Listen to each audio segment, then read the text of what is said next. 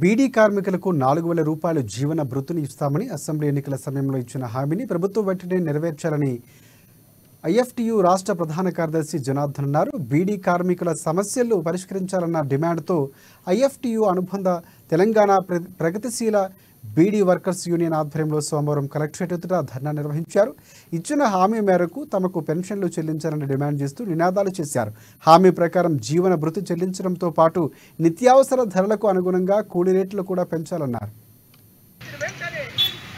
ఈరోజు ఆదిలాబాద్ జిల్లా కలెక్టరేట్ ముంగట బీడీ కార్మికులు ఎదుర్కొంటున్నటువంటి సమస్యల పరిష్కారం కోసం ముఖ్యంగా గతంలో 2016 రూపాయలు ఉన్నటువంటి పెన్షన్ ఏదైతే ఉందో దీని స్థానంలో మొన్న అసెంబ్లీ ఎన్నికలలో రేవంత్ రెడ్డి కాంగ్రెస్ పార్టీ హామీ ఇచ్చిన దాన్ని అమలు చేయడంలో భాగంగా బీడీ కార్మికులందరికీ 4,000 రూపాయలను జీవన భృతి కింద చెల్లించాలి అనే డిమాండ్ తోటి ఈరోజు తెలంగాణ ప్రగతిశీల బీడీ వర్కర్స్ యూనియన్ ఐఎఫ్టీయూ ఆధ్వర్యంలో ఈ కార్యక్రమాన్ని చేపట్టడం జరిగింది.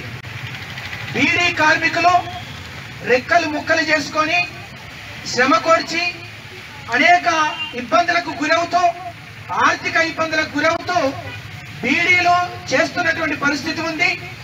ఇలాంటి పరిస్థితులలో ఈనాడు బీడీ కార్మికులు అనేక ఇబ్బందులు పడుతున్నప్పటికీ రోజు రోజుకు ధరలు విపరీతంగా పెరుగుతున్నప్పటికీ ఈ ధరలకు అనుగుణమైనటువంటి కనీస వేతన చట్టాన్ని